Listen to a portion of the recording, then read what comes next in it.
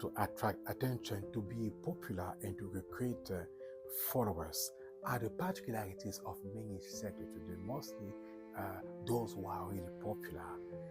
At the opposite, the particularity of the church is the prudence and the discernment. Many sects today try to recruit people through spectacular things. Why the church is announcing the word of God, the kingdom of God, basing on the power of Christ, but it's not the first thing, it's not the popular thing. Why? Because of the prudence and the discernment. We can see that through exorcism. We can see that through effusion of the Holy Spirit, the missionary life of the church. We have to be careful and to pay attention. It was a word made flesh, Mark 3:7-12.